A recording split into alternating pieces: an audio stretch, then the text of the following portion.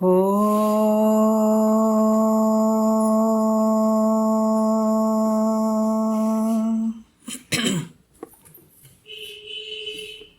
ಗುರುರ್ಬ್ರಹ್ಮ ಗುರುರ್ವಿಷ್ಣು ಗುರುರ್ದೇವೋ ಮಹೇಶ್ವರಃ ಗುರು ಸಾಕ್ಷಾತ್ ಪರಬ್ರಹ್ಮ ತಸ್ಮೈ ಶ್ರೀ ಗುರವೇ ನಮಃ.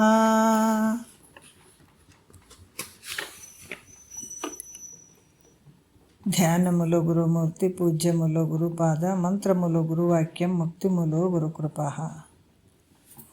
ಶ್ರೋತ್ರಿಯ ಬ್ರಹ್ಮನಿಷ್ಠ ಸದ್ಗುರು ಬಸವಾನಂದರ ಪಾದಕಮಲಗಳಿಗೂ ಅವರ ಪ್ರತಿರೂಪದಂಥ ನಿಜಗುಣಪ್ಪನವರ ಪಾದಕಮಲಗಳಿಗೂ ನನ್ನ ದೀರ್ಘದಂಡ ಪ್ರಣಾಮಗಳನ್ನು ಸಲ್ಲಿಸುತ್ತಾ, ಸದ್ಗುರು ಮಾರ್ತಾಂಡ ಸಾಬಯ ಸದ್ಗುರುಗಳ ಪಾದಕಮಲಗಳಿಗೂ ಹಾಗೂ ರಾಯಪ್ಪ ಸದ್ಗುರುಗಳ ಪಾದಕಮಲಗಳಿಗೂ ನನ್ನ ದೀರ್ಘದಂಡ ಪ್ರಣಾಮಗಳನ್ನು ಸಲ್ಲಿಸುತ್ತಾ, ಗುರು ಸ್ವರೂಪರಾದಂಥ ನನ್ನ ಪತಿದೇವರಿಗೂ ಕೂಡ ನನ್ನ ದೀರ್ಘದಂಡ ಪ್ರಣಾಮಗಳನ್ನು ಸಲ್ಲಿಸುತ್ತಾ, ಮನದಲ್ಲಿ ಸ್ಮರಿಸಿಕೊಳ್ಳುತ್ತಾ, ತಮ್ಮೆಲ್ಲರಿಗೂ ವಂದಿಸುತ್ತಾ, ಇವಾಗ ನಿಜಗುಣರು ರಚಿಸಿದಂಥ ಕೈವಲ್ಯ ಪದ್ಧತಿಯನ್ನು ನಾವು ನೋಡ್ತಾ ಇದ್ದೀವಿ. ಭಾಳಷ್ಟು ಅದ್ಭುತವಾದಂಥ ವಿಚಾರವನ್ನು ಅವರು ಹೇಳ್ತಾ ಇದ್ದಾರೆ. ಈ ಕೈವಲ್ಯ ಪದ್ಧತಿ ಒಳಗೆ ನೀತಿ ಕ್ರಿಯಾಚಾರ್ಯ ಸ್ಥಳದ 7ನೆಯ ಪದವನ್ನು ನಾವು ನೋಡ್ತಾ ಇದ್ದೀವಿ. ಈ 7ನೇ ಪದದಲ್ಲಿ ಭಾಳ ವಿಶೇಷವಾಗಿ ಹೇಳ್ತಾರೆ. ಯಾಕಂದರೆ ಈ ಇಹದಲ್ಲಿ, ಈ ಲೋಕದಲ್ಲಿ ಇವಾಗೇನು ಇದ್ದೀವಿ, ಯಾವುದೇ ಒಂದು ವಿಷಯಾದಿಗಳು ಅದಾವ, ಆದ್ರೆ ಅವೇನಾದರೂ ನಿನಗೆ ಸಿಗಬೇಕಾಗಿತ್ತು ಅಂದ್ರೆ ಪುಣ್ಯದ ಬಲ ಇರಬೇಕು, ಇದ್ದಾಗ ಮಾತ್ರ ಸಿಗ್ತದ ಅನ್ನುವಂಥದ್ದನ್ನು ಅವರು ಹೇಳ್ತಾ ಬರ್ತಾ ಇದ್ದಾರೆ. ಪುಣ್ಯದ ಬಲ ಇಲ್ದಾಗ ಏನಾಗ್ತದೆ, ಪುಣ್ಯ ಇದ್ದಾಗ ಏನಾಗ್ತದೆ, ಪುಣ್ಯ ಇರದೇ ಇದ್ದಾಗ ಏನಾಗ್ತದೆ, ಅವೆಲ್ಲ ವಿಚಾರಗಳನ್ನ ಸವಿಸ್ತಾರವಾಗಿ ನಿಜಗುಣರು ನಮ್ಗೆ ಹೇಳಿದ್ದಾರೆ. ಅದಕ್ಕೆ ಈ ಪುಣ್ಯದ ಬಲದಿಂದ ಇವೆಲ್ಲ ಸಿಗ್ತಾವಂತಂದ್ರೆ, ಇವು ಸಿಗಲಿ, ಇವು ಬೇಕೇ ಬೇಕಂತ ಅದ್ರ ಬೆನ್ನು ಬೀಳಕ್ಕೆ ಹೋಗಬೇಡ. ಅವು ಸಿಗದೇ ಇದ್ದರೆ ನಿನಗೆ ಯಾವತ್ತೂ ಸಿಗಂಗಿಲ್ಲ. ಅದರಿಂದ ಬಿದ್ದು ನಿನ್ನ ಆಯುಷ್ಯವ ಎಲ್ಲವನ್ನು ಹಾಳು ಮಾಡ್ಕೊಳ್ಬೇಡ. ಅದೇ ಒಂದು ಮಾನವ ಶರೀರ ಬಂದದಂತಂದ ಮೇಲೆ ಅದನ್ನು ಬಯಸದೆ, ಕ್ಷಣಿಕ ಇರುವಂಥ ಸುಖವನ್ನು ಬಯಸದೆ ನಿಜವಾದಂತಹ ಒಂದು ಪರಮಾತ್ಮನ ಒಲುಮೆಗೆ ಕಾರಣನಾಗು ಅನ್ನುವಂಥ ವಿಚಾರವನ್ನು ಅವ್ರು ಹೇಳ್ತಾ ಇದ್ದಾರೆ. ನೋಡಿ ಬಲ್ಲವರು ಸುಖ ಭೋಗದಳಿಯಾಸೆ ಒಡಗೂಡಿ ಕೆಡದಿರಿ, ಭಾಗ್ಯವಿಲ್ಲದಾಗದು ಬಿಡದೆ ಮಾಡಿ ಅದರಿಂದೆ ಶಿವಧರ್ಮ ರತಿಯನ್ನೇ ಬೇರೆ ಬೇಡ ಬಹುಕೋಟಲೆಗಳು ಅಂತ ಹೇಳ್ತಾರೆ. ನೋಡಿ ಬಲ್ಲವರು ಅಂದ್ರೆ ತಿಳ್ಕೊಂಡಂಥ ಬಲ್ಲವರು, ಎಲ್ಲವನ್ನು ಬಲ್ಲಂಥವರು. ಈ ಸುಖ ಭೋಗ ಅನ್ನುವಂಥದ್ದು ಏನೈತೆ, ಭೋಗದ ಸುಖ ಪಡಬೇಕು, ಭೋಗದ ಒಂದು ಅಳಿಯಾಸೆ ಅಂದರೆ ಅದು ಸ್ವಲ್ಪ ಅಲ್ಪವಾದಂಥ ಆಸೆ, ಅದು ಕ್ಷಣಿಕವಾಗಿರುವಂಥದ್ದು. ಆದರೆ ಹಿಂದೆ ಬೀಳಕ್ಕೆ ಹೋಗಬೇಡ್ರಿ, ಬಿದ್ದು ಕೆಡಬೇಡ್ರಿ. ಅದು ಯಾಕಂದ್ರೆ ಅದು ಭಾಗ್ಯ ಇಲ್ಲದೆ ಅದು ಬರೋಂಗಿಲ್ಲ ನಿಮ್ಮಿಂದ. ಅದಕ್ಕೆ ಅದರಿಂದ ಅದನ್ನು ಬಿಟ್ಟು ಅದರಿಂದ ಸುಮ್ಮನೆ ಅನ್ಯಾಯವಾಗಿ ಜೀವನ ಹಾಳು ಮಾಡ್ಕೊಳ್ಳೋದು ಬೇಡ. ಅದರಿಂದ ಶಿವಧರ್ಮ ಅಂತಂದ್ರೆ ಪರಮಾತ್ಮನ ಒಂದು ಸ್ಮರಣೆ ಮಾಡುವಂಥದ್ದು. ಅದಕ್ಕೆ ಬೇಡ ಬಹುಕೋಟಲ್ಯಗಳು ಅಂತ ಹೇಳ್ತಾರೆ ನೋಡ್ರಿ. ಅದಕ್ಕೆ ಬೇರೆ ಬೇರೆ ಯಾವುದು ಮಾಡಲ್ಲಿ ಸುಮ್ಮನೆ ಒದ್ದಾಡಕ್ಕೆ ಹೋಗ್ಬೇಡಪ್ಪ. ಅದರಿಂದ ಏನು ಸುಖ ಐತಿ ಹೇಳು, ಅದರಿಂದ ಏನು ಸುಖ ಇಲ್ಲ. ಅದಕ್ಕೆ ಅನನ್ಯ ಭಕ್ತಿ ಪ್ರೇಮವನ್ನು ಮಾಡು, ಪರಮಾತ್ಮನಲ್ಲಿ ಮಾಡು. ಇವೆಲ್ಲ ಅದಾವಂತಂದ್ರೆ ಅದರಿಂದ ಸುಖ ಐತೇನು ಅಂದರೆ ಇಲ್ಲ, ಅದರಿಂದ ಹಿಂದೆ ಭಾಳ ದುಃಖ ಐತೆ. ಅದಕ್ಕೆ ಒಂದು ಸ್ವಲ್ಪ ಸುಖಕ್ಕಾಗಿ ಬೆಟ್ಟದಷ್ಟು ದುಃಖವನ್ನು ಅನುಭವಿಸುವಂಥದ್ದು. ಈಗ ನೋಡ್ರಿ, ಒಬ್ಬ ಕಳ್ಳ ಒಂದು ಸ್ವಲ್ಪ ಏನಾರು ಆಸ್ತಿ, ಏನಾರು ಒಂದು ಚೂರು ದುಡ್ಡು ಮಾಡ್ಕೋಬೇಕಪ್ಪ ಜೀವನಕ್ಕೆ ಅಂತೇಳ್ಬಿಟ್ಟು ಏನೋ ಕಳ್ಳತನ ಮಾಡಿದ್ನಂತ ಅಂದ್ಕೊಳ್ರಿ. ಅಂದ್ಕೊಂಡು ಅವಾಗ ಒಂದು ಸಣ್ಣ ಸುಖಕ್ಕಾಗಿ ಒಂದು ಕಳ್ಳತನ ಮಾಡೋಕ್ಕೆ ಹೋದ, ದರೋಡೆ ಮಾಡೋಕ್ಕೆ ಹೋದ, ಪೊಲೀಸ್ರ ಕೈ ಸಿಕ್ಕನಂದ್ರೆ ಇಡೀ ಜೀವನ ಪರ್ಯಂತರ ಅವ್ನು ಕಷ್ಟಪಡಬೇಕಾಗ್ತದೆ. ಹಂಗಾಗಿ ಇಲ್ಲಿ ಕೂಡ ನೀವು ಸಣ್ಣ ಸಣ್ಣ ಭೋಗದ ಅಪೇಕ್ಷೆ ಇಟ್ಕೊಂಡು ವಿಷಯಾದಿಗಳಿಗೆ ಹಿಂದೆ ಬಿದ್ದು ಬಿಟ್ಟರೆ ನಿಮ್ಮ ಜನ್ಮನೇ ನರಕ ಮಾಡ್ಕೊಂಡ್ಬಿಡ್ತೀರಪ್ಪ. ಅದಕ್ಕೆ ಅದರಿಂದ ಬೀಳಕ್ಕೆ ಹೋಗಬೇಡ್ರಿ. ನಿಮಗೆ ಭಾಗ್ಯ ಐತಂದ್ರೆ ಅದು ಖಂಡಿತ ನಿಮ್ಗೆ ಇದ್ದಲ್ಲಿಗೆ ಸಿಗ್ತದೆ. ನೀವು ಭಾಗ್ಯ ಇರಲಿಲ್ಲ, ಪುಣ್ಯ ಇರಲಿಲ್ಲ ಅಂದ್ರೆ ನೀವು ಎಷ್ಟು ಬೆನ್ನು ಬಿದ್ದರೂ ಅದು ಸಿಗಂಗಿಲ್ಲಪ್ಪ ಅಂತ ನಿಜಗೊಂಡ್ರೆ ಭಾಳ ವಿಚಾರಗಳನ್ನು ಹೇಳ್ತಾರೆ. ನಿನ್ನೆ ವಿಷಯದಲ್ಲಿ ಏನಂದರೆ ಈ 3ನೇ ನುಡಿ ಸ್ವಲ್ಪ ನೋಡ್ಕೊಳ್ಳೋಣ. ಏನು ಹೇಳ್ಯಾರ, ಪುಣ್ಯ ಹೊಂದಿದ್ರೆ ಯಾಕಂದ್ರೆ ನಿನ್ನೆ ವಿಷಯದಲ್ಲಿ ಇಂದ್ರನಿಗೆ ಪುಣ್ಯ ಇರದೇ ಇದ್ದಾಗ ಹೆಂಗಾಯ್ತು ಅನ್ನುವಂಥದ್ದು ನಿನ್ನೆ ವಿಚಾರದಲ್ಲಿ ಹೇಳಿದ್ರು ಅವರು. ದೇವೇಂದ್ರನಿಗೆ ದೊಡ್ಡ ಕೋಟೆ ಇತ್ತು, ಯಾರು ಒಳಗೆ ಹೋಗೋಕ್ಕೆ ಬಾರದೇ ಇರುವಂಥ ಕೋಟೆ ಇತ್ತು. ಈ ದೇವತೆಗಳ ಒಂದು ಸಮೂಹವೇ ಅದಕ್ಕೆ ಸೈನಿಕರಾಗಿದ್ದರು. ಆಮೇಲೆ ದೇವತೆಗಳ ಗುರು ಆದಂಥ ಬೃಹಸ್ಪತಿ ಆಚಾರ್ಯ ಅವ್ರಿಗೆ ಮಂತ್ರಿಯಾಗಿದ್ದರು. ವಜ್ರಾಯುಧ ಆತನ ಬಳಿ ಖಡ್ಗ ಇತ್ತು ನೋಡ್ರಿ. ಮತ್ತು ಈ ಯಾರು ಪ್ರಹ್ಮ ವಿಷ್ಣು ಇವರೆಲ್ಲ ಏನಂದ್ರೆ ಅವರ ಬಲ ಇತ್ತು, ಅವರಿಗೆ ಸಪ್ತ ಋಷಿಗಳ ಆಶೀರ್ವಾದ ಇತ್ತು. ಪ್ರತಿ ದಿವಸ ಆಶೀರ್ವಾದ ಮಾಡ್ತಿದ್ರು. ಐರಾವತ ಇವನಿಗೆ ಹೋಗೋದಕ್ಕೆ ಬರೋದಕ್ಕೆಲ್ಲ ಐರಾವತ ಒಂದು ವಾಹನ ಇತ್ತು ಅದಕ್ಕೆ. ಮತ್ತು ಸತ್ತಂಥವರನ್ನು ಬದುಕಿಸುವಂಥ ಸಂಜೀವನ ಕಡ್ಡಿ ಮತ್ತು ಅನೇಕ ಮಂತ್ರಗಳ ಸಿದ್ಧಿ ಕೂಡ ಇತ್ತು. ಯಾರಿಗೆ? ದೇವೇಂದ್ರನಿಗೆ. ಮತ್ತು ಎಂದೂ ಸವೆಯದ ಇರ್ತಕ್ಕಂಥ ಒಂದು ಅಮೃತ ಆಹಾರ ಇತ್ತು ಅದಕ್ಕೆ. ಇಷ್ಟೆಲ್ಲ ಇದ್ದರೂ ಮೊದಲೇ ಇದ್ದರೂ ಕೂಡ ರಾಕ್ಷಸರ ಜೊತೆ ಯುದ್ಧ ಮಾಡಬೇಕಾದ್ರೆ ಹೆದರಿ ಓಡುವುದ ಅಂತ ಹೇಳ್ತಾರೆ. ಯಾಕಂದರೆ ಎಷ್ಟು ಇದ್ದರೂ ಕೂಡ ಆ ಒಂದು ಪುಣ್ಯದ ಬಲ ಇರಲಿಲ್ಲ ಅಂತಂದರೆ ಈ ಥರ ಮಾಡಿಸ್ತದ ಅಂತ ಹೇಳ್ತಾರೆ ಅವರು.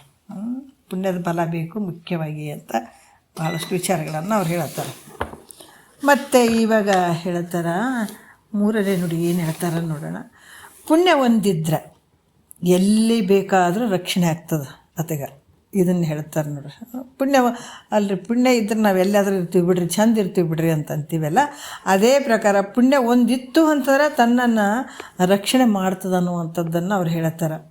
ಮೂರನೇ ನುಡಿಯಲ್ಲಿ ಗಿರಿಯ ಶಿಖರದೋಳು ಕಾಂತಾರದೋಳು ನಡುಗಡಲೋಳು ಉರಿಯ ಮಧ್ಯದೋಳು ರಣಭೂಮಿಯೋಳು ಶತ್ರುಗಳ ನೆರವಿಯೋಳು ಚೋರ ವಿಷಭೂತಾದಿ ಭೀತಿಯೋಳು ಪರದೇಶ ದಂಡಲೆಯೋಳು ದೊರೆ ಮುಳಿದ ವೇಳೆಯೋಳು ಬಲು ಕಂಟಕಂಗಳೋಳು ಅರಣದಳಿವೀನೋಳು ನಿದ್ರ ಅಲಸ್ಯ ಮರವೆತನ ಗಿರೆ ಸಾಹಸವ ನುಳಿದ ಕಾಲದೊಳು ಕೂಡೆ ಪೊರೆಯುವುದು ಪೂರ್ವ ಸುಕೃತ ಮಿರಲು.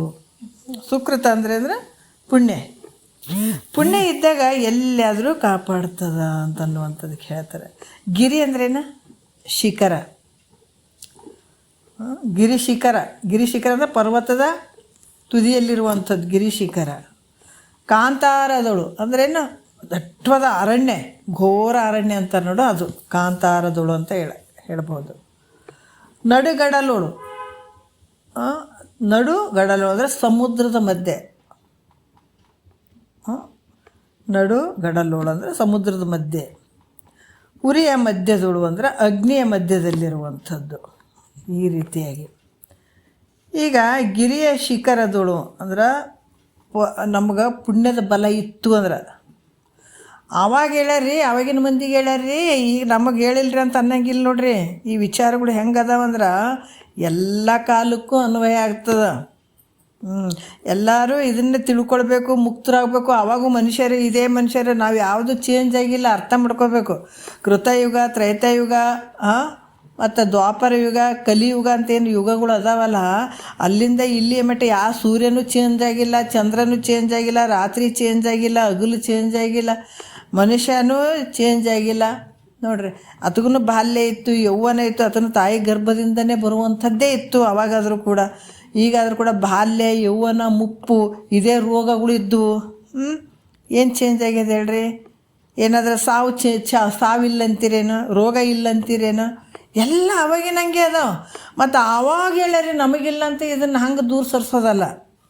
ಆವಾಗೇನು ಹೇಳಿದಾರ ಅವರು ಇದನ್ನು ಈ ವಿಚಾರವನ್ನು ಅವ್ರು ತೊಗೊಂಡ್ರು. ಈಗ ನಮಗೂ ಕೂಡ ಇವು ಅನ್ವಯಿಸ್ತಾವ. ಯಾಕಂದರೆ ಆವಾಗಲೂ ನಾವು ಇದ್ದವರೇ. ನಾವು ಯಾವಾಗ ಕೃತಯುಗ, ತ್ರೇತಾಯುಗ, ದ್ವಾಪರ ಎಲ್ಲದ ಕಾಲದಲ್ಲಿ ನಾವು ಇದ್ದವರೇ. ಯಾಕೆ ಇದ್ದಾರೆ ಅಂತಂದರೆ ಇವು ಯಾವ ನಾವು ತಿಳ್ಕೊಂಡಿಲ್ಲ, ನಮ್ಗೆ ಹತ್ತಿಲ್ಲ. ನಮಗೆ ಪಾಪದ ಫಲದಿಂದ ಹೆಂಗೆ ಪ್ರಾಣಿ ಪಕ್ಷಿಗಳು ಭೂಮಿಗೆ ಬಂದವು ಹಂಗೆ ಉಣೋದು, ತಿನ್ನೋದು, ಸತ್ಕೊಂಡು ಹೋಗೋದು, ಇದೇ ಮಾಡ್ಕೊತ ಬಂದೀವಿ. ಎಷ್ಟೋ ಶರೀರಗಳು ನಮಗೆ ಬಂದಾವೆ. ಆದರೆ ಈ ತಿಳಿಬೇಕನ್ನುವಂಥ ಭಾವ ಬಂದದೇನಂದ್ರೆ ಯಾವಾಗೂ ಬಂದಿಲ್ಲ. ಅದಕ್ಕೆ ಜನ್ಮಾಂತರದ ಏನು ಪುಣ್ಯ ಒಂದು ಸ್ವಲ್ಪ ಶೇಖರಣೆ ಆಗಿರ್ತದಲ್ಲ, ಆ ಪುಣ್ಯದ ಶೇಖರಣೆ ಇವತ್ತು ನಮಗೆ ಮಾನವ ಶರೀರದ ಮುಂದೆ, ಈ ಮಾನವ ಶರೀರದೊಳಗೆ ಇದನ್ನು ಕೇಳೋಕ್ಕೆ ನಮ್ಗೆ ಅವಕಾಶ ಆಗ್ಯದ ಇವಾಗ. ಹಾಗಾಗಿ ಇಲ್ಲಿ ಕೂಡ ಹಿಂದಿನ ಒಂದು ಪೂರ್ವ ಜನ್ಮದ ಪುಣ್ಯ ಇತ್ತು ಅಂತಂದಾಗ ಗಿರಿಯ ಶಿಖರದೋಳು ಅಂದ್ರೆ ಪರ್ವತದ ತುದಿಯಲ್ಲಿ. ಗಿರಿಯ ಶಿಖರ ಅಂತಂದ್ರೆ ಪರ್ವತದ ತುದಿ. ಆ ತುದಿಯಲ್ಲಿ ಇದ್ದರೂ ಕೂಡ ಪೂರ್ವ ಪುಣ್ಯ ಇದ್ರೆ, ಹಿಂದಿನ ಪುಣ್ಯ ಇತ್ತು ಅಂದ್ರೆ ಪರ್ವತದ ಭಾಳಷ್ಟು ತುದಿಯಲ್ಲಿದ್ದರೂ ಕಾಪಾಡ್ತದೆ ಅಂತ ಹೇಳ್ತಾರೆ ಅವರು. ಹೆಂಗಂದ್ರೆ ನಾವು ಉದಾಹರಣೆ ನೋಡಬೇಕು. ಈ ಭಕ್ತ ಪ್ರಹ್ಲಾದಾಗ ಅವ್ರ ಅಪ್ಪ ನೋಡ್ರಿ, ಯಾಕಂದ್ರೆ ಹರಿಯ ವಿರುದ್ಧ ಇದ್ದ ಆತ. ಆತ ಏನು ಮಾಡ್ಯದ, ತಂದೆ ಈ ರೀತಿ ಹರಿಸ್ಮರಣೆ ಮಾಡ್ತಾನೆ, ವಿರುದ್ಧ ಇದ್ದಂಥವ್ನು ಸ್ಮರಣೆ ಮಾಡ್ತಾನೆ ಅಂತ ಹೇಳ್ಬಿಟ್ಟು ಪ್ರಹ್ಲಾದನಿಗೆ ಭಾಳಷ್ಟು ಹಿಂಸೆಗಳನ್ನು ಕೊಡಿಸ್ತಾನೆ. ಈತ ಏನು ಮಾಡ್ತಾನೆ ಅಂದರೆ, ಇಬ್ಬರು ರಾಕ್ಷಸರ ಕೈಯಾಗ ತನ್ನ ಮಗನ ಕೊಟ್ಟು ಈ ಪರ್ವತದ ಮೇಲೆ ಏನು ತುದಿ ಇರ್ತದಲ್ಲ, ಪರ್ವತದ ತುದಿ ಮೇಲ್ಗಡೆಯಿಂದ ಇದನ್ನು ಒಗೆದ್ಬಿಟ್ರೆ ಸತ್ತು ಹೋಗಲಿ. ಎಷ್ಟು ಹೇಳಿದ್ರನ್ನಿತ ಕೇಳ್ತಾ ಇಲ್ಲ. ಹರಿನಾಮ ಸ್ಮರಣೆ ಮಾಡ್ತಾನೆ, ನನಗೆ ವಿರುದ್ಧವಾದಂಥವನನ್ನು ಸ್ಮರಣೆ ಮಾಡ್ತಾನೆ, ಒಯ್ದು ಇವನ್ನ ಮ್ಯಾಲೆ ಪರ್ವತದ ಮೇಲಿಂದ ಒಗೆದು ಬಿಡ್ರಿ ಅಂತೇಳಿ ಕೇಸಿ ಇಬ್ಬರು ರಾಕ್ಷಸರ ಕೈಯಾಗ ಪ್ರಹ್ಲಾದನ ಕೊಡ್ತಾನೆ. ಅವ್ರೇನು ಮಾಡಿದರು, ರಾಜನ ಒಂದು ಆಜ್ಞೆ ಆಗ್ಯದ ಅಂತೇಳ್ಬಿಟ್ಟು ಪ್ರಹ್ಲಾದನನ್ನು ಕರ್ಕೊಂಡು ಹೋಗ್ತಾರೆ ದಟ್ಟವಾದ ಕಾಡಿಗೆ. ಅಲ್ಲಿ ಪರ್ವತದ ಮ್ಯಾಲೆ ಎತ್ತರವಾದಂಥ ಪರ್ವತಕ್ಕೆ ಕರ್ಕೊಂಡು ಹೋಗ್ತಾರೆ ಆ ಹುಡುಗನ್ನ, ಯಾರು ಪ್ರಹ್ಲಾದನ್ನ. ಪರ್ವತದ ಮೇಲಿಂದ ಅಲ್ಲಿಂದ ಹೋಗಿ ಮೇಲ್ಗಡೆ ಹೋಗಿ ಆ ಪ್ರಹ್ಲಾದನ್ನ ಏನು ಮಾಡ್ತಾರೆ, ಅಲ್ಲಿಂದ ನೂಕ್ತಾರೆ, ಒಗೆದು ಬಿಡ್ತಾರೆ. ಆವಾಗ ಹಿಂಗೆ ಹೋಗಿಬೇಕಾದಾಗ, ಯಾಕಂದರೆ ಹರಿ ನಾಮ ಸ್ಮರಣೆ ಮಾಡ್ತಾ ಇದ್ದ ಆತ, ಹಿಂದಿಂದ ಪುಣ್ಯ ಇತ್ತು. ಅಲ್ಲಿ ಮೇಲ್ಗಡೆ ತುದಿಯಿಂದ ಹೋಗದಾಗ, ಪರ್ವತದ ತುದಿಯಿಂದ ಹೋಗದಾಗ ಶ್ರೀಕೃಷ್ಣ ಪರಮಾತ್ಮ ಭೂದೇವಿಯ ರೂಪವನ್ನು ಧಾರಣ ಮಾಡಿದ್ನಂತ ನೋಡ್ರಿ. ಭೂದೇವಿಯ ರೂಪವನ್ನು ಧಾರಣ ಮಾಡಿಕೊಂಡು ಆತಗೆ ಈ ಭೂಮಿಗೆ ಬೀಳುವುದ್ರಾಗ ಅಂತರದಲ್ಲಿ ಹಿಡಿತಾನೆ ಆತಗೆ.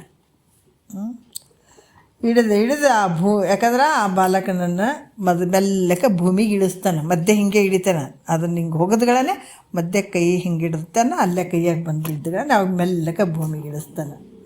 ಮಗು ಅದಕ್ಕೆ ಹೇಳ್ತಾನತ್ತ, ಇಳಿಸಿ, ಅಪ್ಪ ನಿಮ್ಮ ತಾಯಿ ನಿನ್ನ ಸಲುವಾಗಿ ಭಾಳ ಕಷ್ಟಪಡಕತ್ತಾಳ, ಭಾಳ ಕಷ್ಟಪಡಕತ್ತಾಳ, ಅದಕ್ಕೆ ನೀನು ಜಲ್ದಿ ಮನೆಗೆ ಹೋಗಪ್ಪ ಅಂತ ಹೇಳ್ತಾಳಕ್ಕೆ.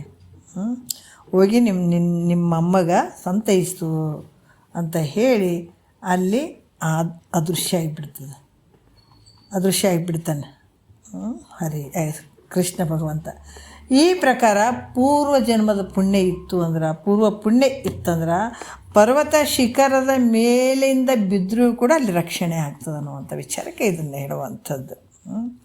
ಮತ್ತು ಕಾಂತಾರದಳು ಅಂತಂದ್ರೆ ಅರಣ್ಯದಲ್ಲಿ, ಅದು ಎಂಥ ಅರಣ್ಯ ಅಂದ್ರೆ ಘೋರವಾದಂಥ ಅರಣ್ಯ.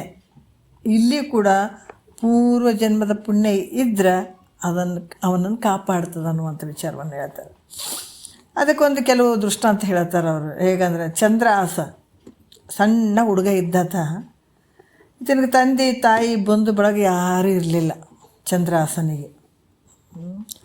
ಎಲ್ಲರೂ ಸತ್ತು ಹೋಗಿದ್ರು, ಸ್ವಲ್ಪ ಒಬ್ಬ ದಾಸಿ ಮಾತ್ರ ಇದ್ದಳು ನೋಡ್ರಿ, ಆಕೆ ರಕ್ಷಣೆ ಮಾಡ್ತಿದ್ದಳು ಆ ಹುಡುಗಗೆ.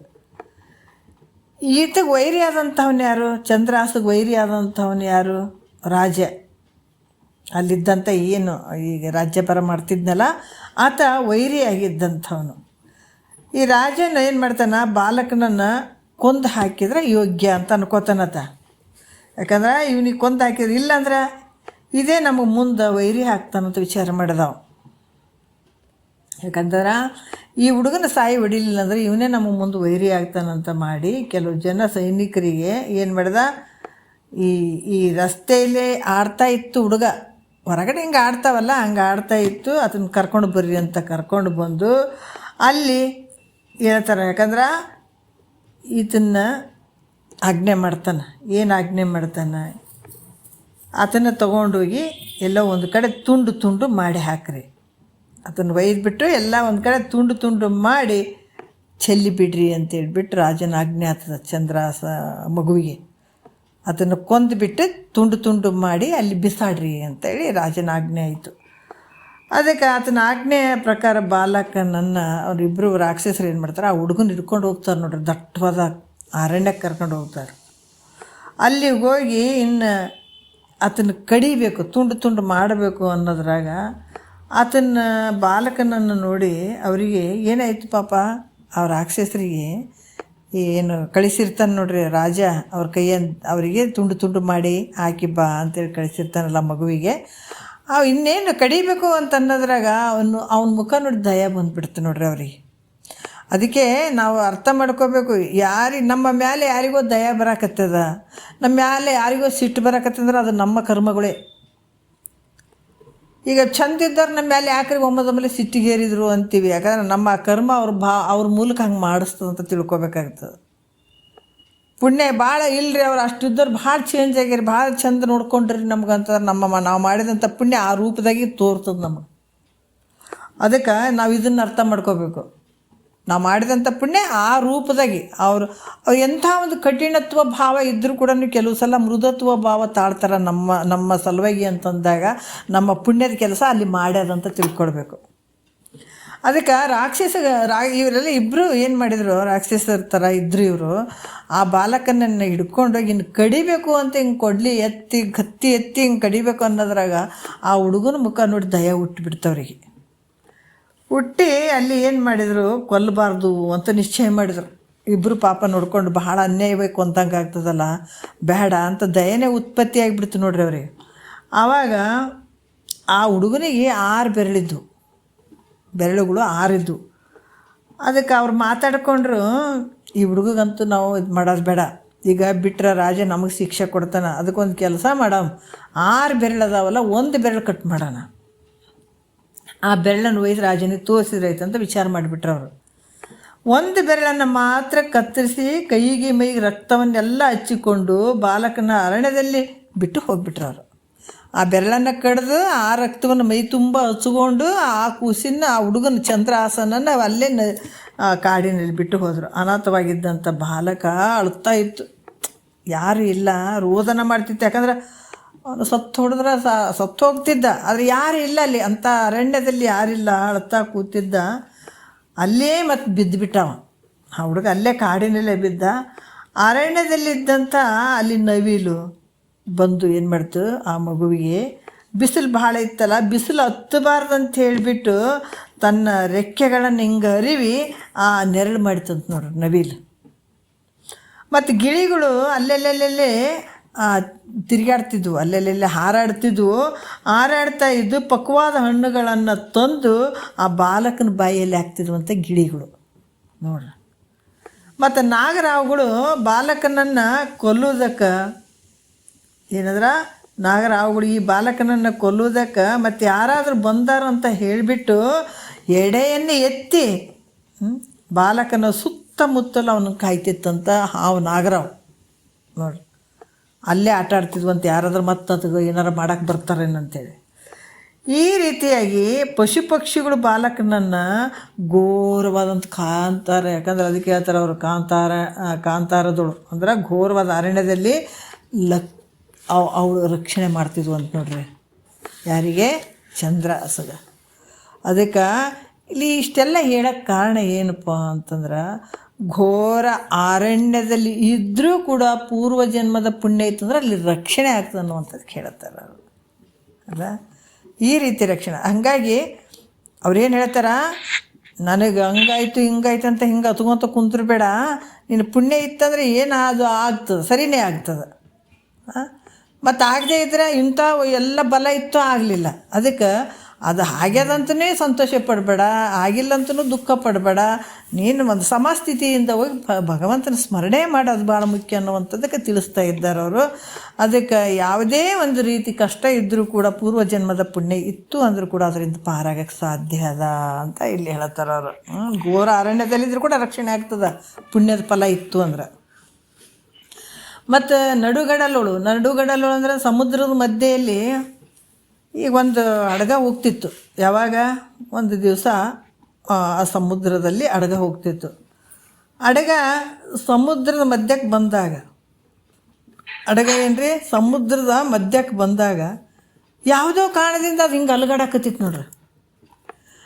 ಅದರಲ್ಲಿ ಎಲ್ಲರೂ ಏನು ಹಡಗದಾಗ ಕೂತ್ಕೊಂಡವ್ರು ಅವರೆಲ್ಲರೂ ಏನು ಮಾಡಿದ್ರು, ತಮ್ಮ ಸಾಮಾನುಗಳನ್ನು ತಗೊಂಡು ಈಸ್ತಾ ಹೋಗ್ಬಿಟ್ರು. ಹಡಗಿನಲ್ಲಿ ನೀರು ಬರ್ಲಿಕ್ಕೆ ಪ್ರಾರಂಭ ಆಗಿಬಿಡ್ತು. ಎಲ್ಲರಿಗೆ ಗಾಬರಿ ಆಗಿಬಿಡ್ತು.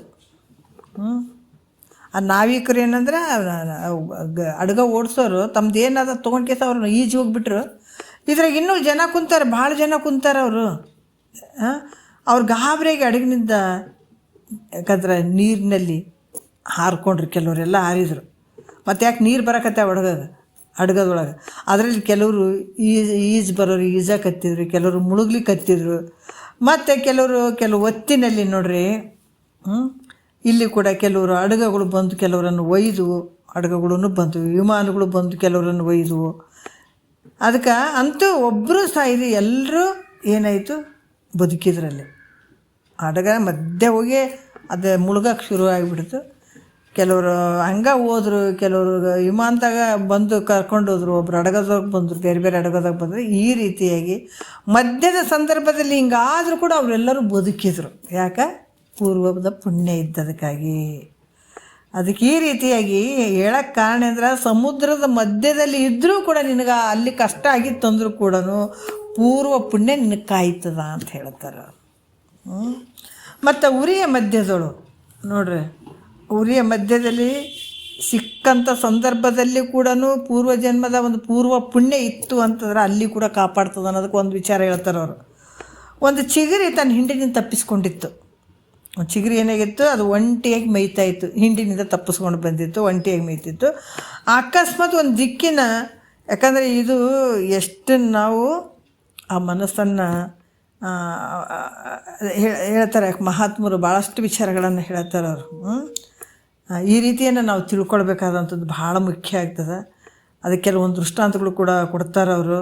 ಅಕಸ್ಮಾತ್ ಒಂದು ದಿಕ್ಕಿಗೆ ಅರಣ್ಯದಲ್ಲಿ ಉರಿಯದ್ದು, ಅದು ಚಿಗರೆ ಒಂದೇ ಮೇಯ್ತಾ ಇತ್ತು, ಹಿಂಡಿನಿಂದ ತಪ್ಪಿಸ್ಕೊಂಡು ಒಂದು ಚಿಗರೆ ಮೇಯ್ತಾ ಇತ್ತು. ಒಂದು ದಿಕ್ಕಿಗೆ ಅಕಸ್ಮಾತ್ ಬೆಂಕಿ ಬಿತ್ತು ನೋಡ್ರಿ, ಕಾಡಿಗೆ ದಗ ದಗ ದಗ ದಗ ಉರಿತಾ ಬರ್ಲಕತ್ತಿತ್ತು ಒಂದು ಕಡೆ, ಒಂದು ದಿಕ್ಕಿನಿಂದ ಬೆಂಕಿ.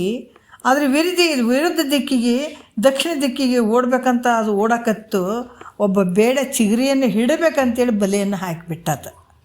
ಒಂದು ಕಡೆ ಬೆಂಕಿ ಅದ, ಒಂದು ಕಡೆ ಬೇಡ ಬಲೆ ಹಾಕಿದ. ಮತ್ತು ಪೂರ್ವ ದಿಕ್ಕಿಗೆ ಓಡ್ಬೇಕಂತ ಹೇಳ್ತಾನೆ. ಮತ್ತು ಒಬ್ಬ ಬೇಡನ ಕೈಯಲ್ಲಿ ಬಂದೂಕನ್ನು ಹಿಡಿದು ಗುರಿ ಇಟ್ಟುಕೊಂಡು ನಿಂತಿದ್ದ ನೋಡ್ರಿ.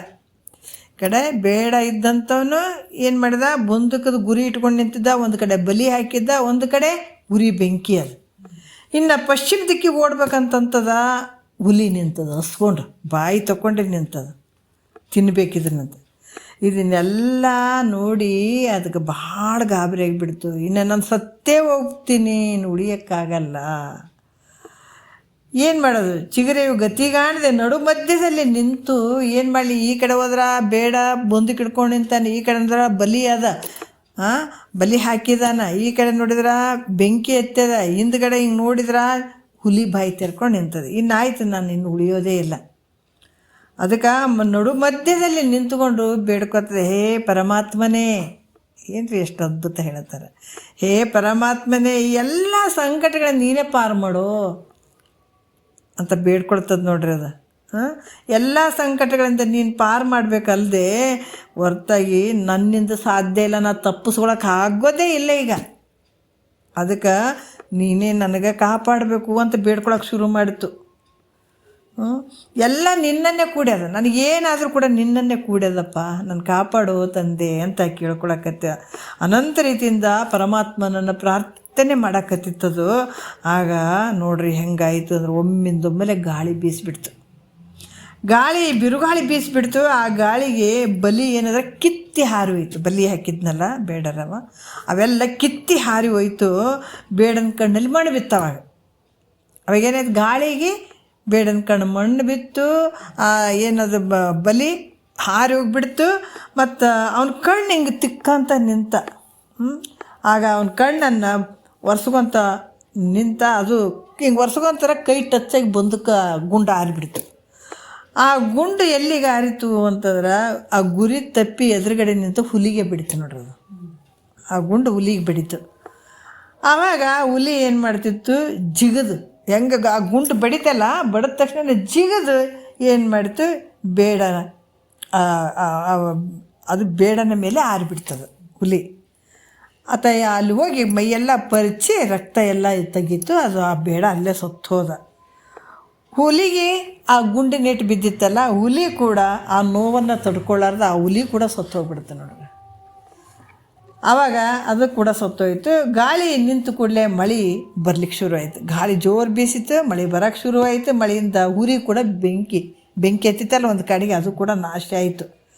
ಹಾಗಾಗಿ ಚಿಗುರೆ ಪರಮಾತ್ಮನ ಅನಂತ ರೀತಿಯಿಂದ ಕೊಂಡಾಡ್ತು ನೋಡ್ರಿ. ಒಮ್ಮದೊಮ್ಮಲ್ಲೇ ನೋಡ್ರಿ ಅದಕ್ಕೆ ಭಗವಂತ ಯಾವ ರೀತಿ ಕಾಪಾಡಿದ ಅನ್ನೋದಕ್ಕೆ ಹೇಳ್ತಾರೆ ಅವರು.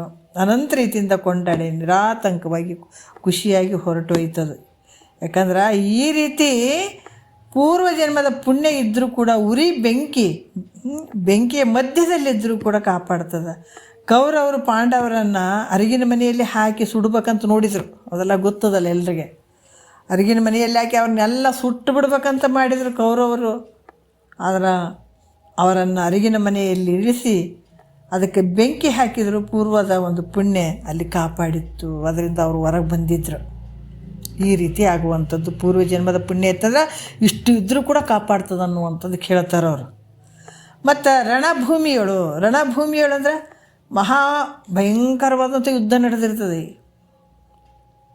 ರಣಭೂಮಿಯಲ್ಲಿ ಭಾಳಷ್ಟು ಒಂದು ಏನಂತಂದ್ರೆ ಭಯಂಕರವಾದಂಥ ಯುದ್ಧ.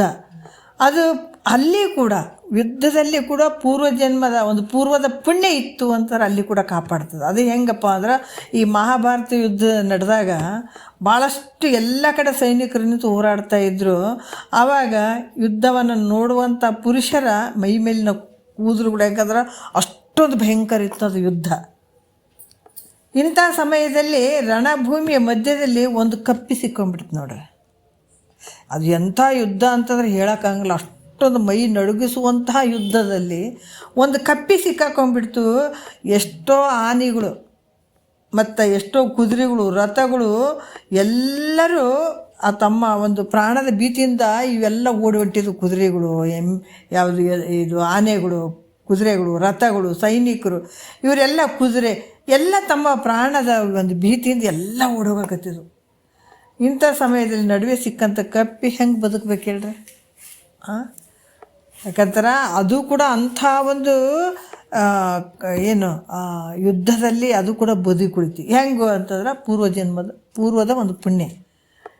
ಯಾಕಂದರೆ ಆನೆ, ಕುದುರೆ, ರಥಗಳು ಬರದಿಂದ ಓಡಾಡುವಂಥ ಸಂದರ್ಭದಲ್ಲಿ ಆನೆಯ ಕೊರಳಲ್ಲಿದ್ದ ಒಂದು ದೊಡ್ಡದಾದಂಥ ಒಂದು ಗಂಟೆ, ಆನೆ ಕೊರಳಲ್ಲಿ ಗಂಟೆ ಕಟ್ತಾರಲ್ಲ, ಆನೆ ಹರಿದು ಕಪ್ಪೆಯ ಮೇಲೆ ಬಿತ್ತು ನೋಡ್ರಿ. ಕಪ್ಪೆ ಮೇಲೆ ಬಿದ್ದುಗಳನ್ನ ಕಪ್ಪೆ ಅದ್ರ ನಡುವೆ ಸಿಕ್ಕು ಮುಚ್ಚುವಂಗೆ ಆಗಿಬಿಡ್ತು. ಅಂದರೆ ಹಿಂಗೆ ಆ ಕಪ್ಪೆ ಮಧ್ಯೆ ಆ ಗಂಟೆ ಮ್ಯಾಲೆ ಹಿಂಗೆ ಕುಂತು ಬಿಡ್ತು. ಅದೇನಾಯಿತು, ಮಧ್ಯೆ ಸಿಕ್ಕಾಕೊಂಡು ಬಿತ್ತದು. ಅದಕ್ಕೆ ಹಂಗಾಗಿ ಇಲ್ಲಿ ಕೂಡ ಏನು ಹೇಳ್ತಾರೆ, ಈ ರೀತಿ ಗಂಟೆಯ ಪೊಳ್ಳು ಭಾಗದಲ್ಲಿ ಉಳಿದಂಥ ಕಪ್ಪೆ ರಣಭೂಮಿಯಲ್ಲಿ ರಕ್ಷಣೆ ಆಯಿತು. ಇದೆಲ್ಲ ಹೇಳೋಕ್ಕೆ ಕಾರಣ ಏನು ಹೇಳಕತ್ತಾರಂದ್ರೆ, ಪೂರ್ವದ ಪುಣ್ಯ ಇದ್ರೆ ನೀ ಎಲ್ಲಾದರೂ ಕಾಪಾಡ್ತದೆ ಅನ್ನೋದಕ್ಕೆ ವಿಚಾರಗಳನ್ನು ಹೇಳ್ತಾ ಇದ್ದಾರೆ. ಪುಣ್ಯ ಇರದೇ ಇದ್ರೆ ನೀ ಎಲ್ಲರ ಇರು, ನಿನ್ನನ್ನು ಕಾಪಾಡಂಗಿಲ್ಲ, ಇದನ್ನು ತಿಳ್ಕೊ ಅಂತ ಹೇಳ್ತಾರೆ ಅವರು. ಮತ್ತು ಶತ್ರುಗಳ ನೆರವಿನಳು, ವೈರಿಗಳ ಗುಂಪಿನಲ್ಲಿ ಸಿಕ್ಕರೂ ಕೂಡ ಪೂರ್ವ ಪುಣ್ಯ ಇತ್ತು ಅಂತಾರೆ, ಅದು ಅದನ್ನು ಕಾಪಾಡ್ತದೆ. ಮತ್ತು ಕಳ್ಳರ ಮಧ್ಯೆ ಸಿಕ್ಕರು ಕೂಡ ಅಲ್ಲಿ ಪುಣ್ಯ ಇತ್ತಂದ್ರೆ ಅಲ್ಲಿ ಕೂಡ ರಕ್ಷಿಸ್ತದೆ. ಮತ್ತು ವಿಷ ಹಾಕಿದರೂ ಕೂಡ ಪೂರ್ವದ ಒಂದು ಪುಣ್ಯ ಇತ್ತು ಅಂದ್ರೆ ಅವನನ್ನು ಕಾಪಾಡ್ತದೆ ಅಂದಾಗ ಪ್ರಹ್ಲಾದನಿಗೆ ಹಿರಣ್ಯಕಶಿಪನು ತನ್ನ ಹೆಂಡತಿಯಿಂದ ವಿಷ ಹಾಕಿಸಿದ್ರು ಕೂಡ ಆತ ಸಾಯಲಿಲ್ಲ ಅಲ್ಲ. ವಿಷ ಹಾಕಿದರೂ ಸಹ ಪೂರ್ವ ಪುಣ್ಯ ಇದ್ರೆ ಅವನನ್ನು ಬದುಕಿಸ್ತದ, ಕಾಪಾಡ್ತದ ಅನ್ನುವಂಥದ್ದಕ್ಕನ್ನು ನಿಜಗೊಂಡ್ರು ಭಾಳ ಚಂದ ಹೇಳ್ತಾರೆ. ಭೂತಾದಿ ಭೀತಿಗಳು ಅಂದರೆ ಭೂತ, ಪಿಸಾಚಿ ಮೊದಲಾದವುಗಳು ಇವೆಲ್ಲ ಏನದವ ಆಗ್ತಕ್ಕಂಥ ಭಯದಲ್ಲೂ ಕೂಡ ಇದು ಭೂತ ಮತ್ತು ಪಿಸಾಚಿ ಇವುಗಳಿಂದ ಕೂಡ ಅಲ್ಲಿ ನಿನಗೆ ಭಯ, ಆ ಭಯದಲ್ಲಿಯೂ ಸಹ ನಿನ್ನ ಪೂರ್ವ ಪುಣ್ಯ ರಕ್ಷಣೆ ಮಾಡ್ತದೆ ಅಂತ ಹೇಳ್ತಾರೆ. ಅದಕ್ಕೆ ಮಹಾತ್ಮರು ಯಾಕೆ ಹೇಳ್ತಾರೆ, ಪುಣ್ಯವನ್ನೇ ಮಾಡು ಅಂತ ಹೇಳುವಂಥದ್ದು. ಮತ್ತು ಪರದೇಶ ದಂಡಲೆಯೋಳು ಅಂದರೆ ಅನ್ಯ ದೇಶಾದಿಗಳಿಂದ ತೊಂದರೆ ಆಗ್ತಾಯಿದ್ರೆ ಅಲ್ಲಿ ಕೂಡ ರಕ್ಷಣೆ ಆಗ್ತದೆ. ದೊರೆ ಮುಳಿದ ವೇಳೆಯೋಳು ಅಂದ್ರೆ ರಾಜನು ಸಿಟ್ಟು ಮಾಡ್ಕೊಂಡಂಥ ಸಂದರ್ಭದಲ್ಲಿ, ಯಾಕಂದ್ರೆ ಆ ಸಮಯದಲ್ಲಿ ಯಾರೂ ರಕ್ಷಣೆ ಮಾಡ್ತಕ್ಕವ್ರು ಉಳಿಯೋದೇ ಇಲ್ಲ ಯಾವಾಗ ರಾಜನ ಕೋಪಕ್ಕೆ ಬಲಿಯಾದಾಗ. ಯಾಕಂದ್ರೆ ಜನರು ಕೋಪಿಷ್ಟ್ರಾದ್ರೆ, ಊರ ಜನರೇ ಕೋಪಿಷ್ಟಾದ್ರೆ, ಮಾಮಲೆದಾರ ಅಥವಾ ಮಾಮಲೆ ಕಲೆಕ್ಟ್ರ್ ಇವರೆಲ್ಲ ಇರ್ತಾರೆ, ಇವರೆಲ್ಲ ಏನಾಗ್ತದಂದ್ರೆ ಜನರಿಗೆ ಏನು ಮಾಡೋಕ್ಕಾಗಂಗಿಲ್ಲ. ಅದಕ್ಕೆ ಇಲ್ಲಿ ಕೂಡ ಕಲೆಕ್ಟ್ರ್ ಕೋಪಿಸ್ಕೊಂಡಾಗ ಈ ಗವರ್ನರ ಬೆನ್ನಿಗೆ ಬಿದ್ದರೆ ಕಲೆಕ್ಟ್ರಿಗೆ ಏನೂ ಮಾಡೋಕ್ಕಾಗಂಗಿಲ್ಲ. ಒಂದೊಂದು ವಿಚಾರಗಳನ್ನು ಹೇಳ್ತಾರೆ. ಹಾಗಾಗಿ ಇಲ್ಲಿ ಕೂಡ ಏನು ಹೇಳ್ತಾರೆ ಅಂದ್ರೆ ಪರಮಾತ್ಮನ ಬೆನ್ನಿಗೆ ಬೀಳಬೇಕು. ಮಹಾತ್ಮರು ಹೇಳ್ತಾರೆ, ಅವರು ಏನು ಹೇಳ್ತಾರೆ, ಇಲ್ಲಿ ಕೂಡ ಯಾವುದೇ ಒಂದು ಕಷ್ಟ ಅನಿಸಿದಾಗ ಇದ್ದರೂ ಕೂಡ ಅಲ್ಲಿ ಪರಮಾತ್ಮನ ಬೆನ್ನಿಗೆ ಬೀಳಬೇಕು. ಪರಮಾತ್ಮನ ರಕ್ಷಣೆ ಮಾಡಬೇಕಾದ್ರೂ ಕೂಡ ಪರಮಾತ್ಮನ ಬೆನ್ನಿಗೆ ಬಿದ್ದರೂ ಕೂಡ ಪರಮಾತ್ಮ ರಕ್ಷಣೆ ಮಾಡಬೇಕಾದ್ರೂ ಕೂಡ ಪೂರ್ವ ಪುಣ್ಯವಿಲ್ಲದೆ ರಕ್ಷಣೆ ಮಾಡೋದಿಲ್ಲ ನೋಡ್ರಿ. ಅದಕ್ಕೆ ಎಲ್ಲಕ್ಕೂ ಹೊಣೆಗಾರರು ನಾವೇ. ನಮಗೆ ಇವತ್ತು ಒಳ್ಳೇದಾಗ್ತದಂದ್ರೂ ಕೂಡ ಅದಕ್ಕೆ ನಾವೇ ಕಾರಣ, ಇವತ್ತು ಕೆಟ್ಟದಾಗ್ತದಂದ್ರೂ ಕೂಡ ನಾವೇ ಕಾರಣ, ನಮಗೆ ಸುಖ ಬರ್ತದಪ್ಪ ಅಂದ್ರೆ ಅದಕ್ಕೆ ನಾವೇ ಕಾರಣ, ದುಃಖ ಬರ್ತದೆ ಅನ್ನೋದಕ್ಕೆ ಕೂಡ ನಾವೇ ಕಾರಣ. ಯಾಕಂದ್ರೆ ಹಿಂದಿನ ಒಂದು ಪುಣ್ಯ ಅಲ್ಲಿ ಬ್ಯಾಲೆನ್ಸ್ ಇರಬೇಕಲ್ಲ. ಈಗ ರೊಕ್ಕ ಬೇಕಾದಾಗ ಏನಾಗ್ತದ, ದುಡ್ಡು ನಾವೇನಾದರೂ ಖರ್ಚು ಮಾಡ್ಬೇಕಾದಾಗ ನಮ್ಮ ಬ್ಯಾಂಕ್ ಬ್ಯಾಲೆನ್ಸ್ ಇದ್ದಾಗ ನಾವೆಲ್ಲವನ್ನು ಖರ್ಚು ಮಾಡೋಕ್ಕೆ ಸಾಧ್ಯ ಆಗ್ತದೆ ಅಲ್ಲ. ಅದೇ ಒಂದು ಬ್ಯಾಂಕ್ ಬ್ಯಾಲೆನ್ಸ್ ಇರದೇ ಇದ್ದಾಗ ಏನು ಮಾಡೋಕ್ಕಾಗಲ್ಲಲ್ಲ. ಅದೇ ರೀತಿ ಕೂಡ ಈ ಪೂರ್ವ ಪುಣ್ಯ ಒಂದು ಇತ್ತು ಅಂತಂದ್ರೆ ನೀನು ಆನಂದವಾಗಿ ಇರ್ತಿದ್ದಿ, ನಿನಗೆ ಇವೆಲ್ಲ ವ್ಯವಸ್ಥೆಗಳಾಗ್ತವೆ. ಇರಲಿಲ್ಲ ಅಂದರೆ ನಿನಗೆ ಕಷ್ಟ ಆಗ್ತದೆ ಅನ್ನುವಂಥದ್ದನ್ನು ಇಲ್ಲಿ ಹೇಳ್ತಾರೆ. ಅದಕ್ಕೆ ಪರಮಾತ್ಮನ ರಕ್ಷಣೆ ಮಾಡಬೇಕಾದ್ರೂ ಕೂಡ ಪೂರ್ವ ಪುಣ್ಯವಿಲ್ಲದೆ ರಕ್ಷಣೆ ಮಾಡೋಂಗಿಲ್ಲ. ಅದರಿಂದ ರಾಜನು ಕೋಪಿಸಿಕೊಂಡ್ರೂ ಕೂಡ ಸಹ ಪೂರ್ವ ಪುಣ್ಯ ಇದ್ದರೆ ಅದನ್ನು ರಕ್ಷಣೆ ಆಗ್ತದೆ. ರಾಜ ಕೋಪಿಸ್ಕೊಂಡಂದ್ರೆ ಅಲ್ಲಿ ಇಟ್ಕೊಳಕ್ಕೆ ಕೊಡೋದೇ ಇಲ್ಲ. ಮೊದಲನೇ ಮಾತು, ನಿಂದು ಪುಣ್ಯ ಇತ್ತಂದ್ರೂ ಕೂಡ ಅದನ್ನು ಸುಮ್ಮನೆ ಆಗಿಬಿಡ್ತಾನೆ. ಇಷ್ಟೆಲ್ಲ ಆಗ್ತವ ಅಂತ ಹೇಳ್ತಾರೆ ಅವರು. ಮತ್ತು ಬಲು ಕಂಟಕಂಗಳೊಳಂದ್ರೆ ಅನಂತ ಪ್ರಕಾರವಂಥ ವಿಘ್ನಗಳು ಬಂದರೂ ಕೂಡ ಅಲ್ಲಿ ರಕ್ಷಣೆ ಆಗ್ತದೆ. ಯಾಕಂದ್ರೆ ಪುಣ್ಯ. ನಾಡು ಭಾಷೆಯಲ್ಲಿ ಹೇಳ್ತೀವಿ, ಇಲ್ಲರಿ ನಮ್ಮ ಪುಣ್ಯ ರೀ ಅದೇನು ಆಗಲಿಲ್ಲ ರೀ ಅಂತ ಹೇಳ್ತೀವಿ. ಸರಳವಾಗಿ ಆಗೋಯ್ತು ರೀ ಇವೆಲ್ಲ ಕೆಲಸಗಳು, ನಮ್ಮ ಪುಣ್ಯ ರೀ ಅಂತೀವೆಲ್ಲ ನೋಡ್ರಿ. ಎಲ್ಲ ಒಂದಕ್ಕೊಂದು ಸಂಬಂಧಗಳು ಅದಾವೆ.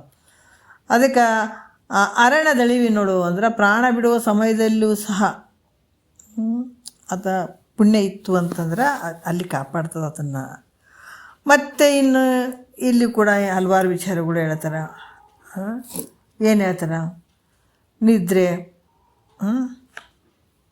ಏನು ಹೇಳ್ತಾರೆ, ನಿದ್ರೆ ಹತ್ತಿದ ಸಮಯದಲ್ಲಿ ಮತ್ತು ಬಹಳಷ್ಟು ಆಲಸ್ಯ ಬರುವಂಥ ಸಂದರ್ಭದಲ್ಲಿ, ಮರವೇ ಇದ್ದ ಕಾಲದಲ್ಲಿ, ನೆನಪೇ ಇರಂಗಿಲ್ಲಲ್ಲ, ಮರವೇ ಇದ್ದ ಕಾಲದಲ್ಲಿ, ಪ್ರಯತ್ನವನ್ನೆಲ್ಲ ಬಿಟ್ಟು ಸುಮ್ಮನೆ ಕೂತ ಕಾಲದಲ್ಲಿ ವಿಚಾರ ನೋಡ್ರಿ, ಮನುಷ್ಯನಿಂದ ಯಾವ ಕಾರ್ಯವೂ ಆಗೋದಿಲ್ಲ. ಯಾವಾಗ ನಿದ್ರೆ ಹತ್ತಿದಂಥ ಕಾಲದಾಗ, ಆಲಸ್ಯ ಭಾವ ಬಂದಾಗ, ನೆನಪಿರದೇ ಇದ್ದಾಗ, ಇಂಥ ಸಮಯದಲ್ಲಿ ಏನಾಗ್ತದೆ, ಮರವೇ ಇದ್ದಾಗ ಇಲ್ಲಿ ಇದ್ದ ಇಂಥ ಕಾಲದಲ್ಲಿ ಪ್ರಯತ್ನ ಎಲ್ಲವನ್ನ ಬಿಟ್ಟು ಸುಮ್ಮನೆ ಕೂತ ಕಾಲದಲ್ಲಿ, ಏನು ಪ್ರಯತ್ನ ಮಾಡೋಂಗಿಲ್ಲ, ಎಲ್ಲವನ್ನ ಬಿಟ್ಟು ಸುಮ್ಮನೆ ಕೂತ್ಕೊಂಡ್ಬಿಡೋದು. ಈ ಸಮಯದಲ್ಲಿ ಮನುಷ್ಯನಿಂದ ಯಾವ ಕಾರ್ಯಗಳು ಆಗಂಗಿಲ್ಲ. ಆಗ್ತವೇನೋ? ಆಗಂಗಿಲ್ಲ. ಇಂಥ ಸಮಯದಲ್ಲಿ ಯಾವುದಾದ್ರೂ ಒಂದು ಸಂಕಟ ಬಂತಪ್ಪ, ಅವನೇನು ಮಾಡೇ ಇಲ್ಲ, ಆದರೂ ಕೂಡ ಯಾವುದೋ ಒಂದು ರೂಪದಿಂದ ಅಲ್ಲಿ ಸಂಕಟ ಬಂತಂದ್ರೆ ಅದರಿಂದ ಉಳಿಯುವಂಥ ಪ್ರಸಂಗವೇ ಇರೋಂಗಿಲ್ಲ ಆ ಸಂದರ್ಭ. ಆದ್ರೆ ಪೂರ್ವ ಪುಣ್ಯ ಇತ್ತು ಅಂದ್ರೆ ಅಲ್ಲಿ ಆ ಕಾಲದಲ್ಲಿ ಕೂಡ ರಕ್ಷಣೆ ಆಗ್ತದೆ ಅಂತ ಹೇಳ್ತಾರೆ ನೋಡ್ರಿ. ಎಷ್ಟು ಒಂದು ಧೈರ್ಯ ಹೇಳ್ತಾರೆ ಅವರು. ಈ ರೀತಿಯಾಗಿರುವಂಥದ್ದು. ಮತ್ತು ಇನ್ನೂ ಒಂದು ಹೇಳ್ತಾರೆ, ಪೂರ್ವ ಪುಣ್ಯ ಹೊಂದಿದ್ರೆ ಎಂಥ ವಿಷಮ ಸಾಧನಗಳಿದ್ದರೂ ಕೂಡ ಅವನಿಗೆ ಜಗತ್ತಿಗೆ ಹಿತಕರವಾದ ಕಾರ್ಯಗಳು ಸಂಭವಿಸ್ತವ. ಪೂರ್ವ ಪುಣ್ಯ ಇದ್ದರೆ ಎಂಥ ವಿಷಮ ಸಾಧನೆಗಳು ಇದ್ದರೂ ಕೂಡ ಅಲ್ಲಿ ಜಗತ್ತಿಗೆ ಹಿತಕರವಾದಂಥ ಕಾರ್ಯ ನಡೀತಾವೆ. ಇದರಿಂದ ಅವನಿಗೆ ಕೀರ್ತಿ ಪ್ರಾಪ್ತ ಆಗದನ್ನುವಂಥ ಮುಂದಿನ ಒಂದು ಯಾವುದು 4ನೇ ನುಡಿ ನೋಡೋಣ. ಎಷ್ಟು ಅದ್ಭುತವಾಗಿ ಹೇಳ್ತಾರೆ ಅವರು. ಗಾಲಿಯೊಂದರ ರಥವ ಗಾಲಿಯೊಂದರ ರಥವ ಅಹಿತ ಪನ್ನಗನ ಊರಜೆ 7 ವಾಜಿಗಳು ಸಾರಥಿ ಎಳವನಾದ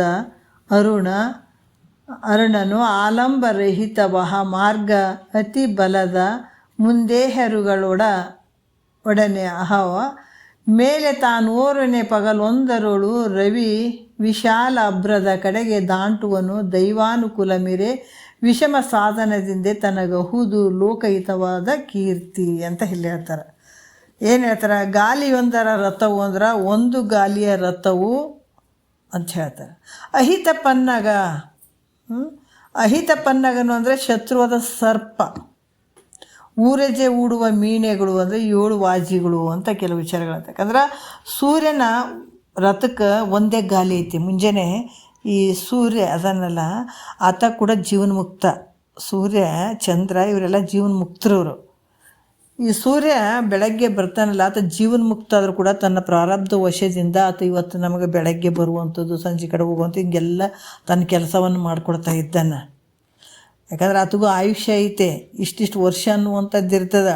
ಆದರೆ ಜೀವನ ಮುಕ್ತ ಆಗಿದ್ದಾನೆ. ಆದರೂ ತನ್ನ ಒಂದು ಇದು ಪ್ರಾರಬ್ಧ ಮುಗಿಯುವವರೆಗೂ ಆತ ಕೆಲಸ ನಡೆಸಿರ್ತಾನೆ. ಆದ್ರೆ ಸೂರ್ಯನ ರಥ ಬರ್ತಾನಲ್ಲ, ಬೆಳಗ್ಗೆ ಬರ್ತಾನಲ್ಲ, ಆ ಸೂರ್ಯ ರಥದಾಗ ಕುಂತು ಬರ್ತಾನಂತ.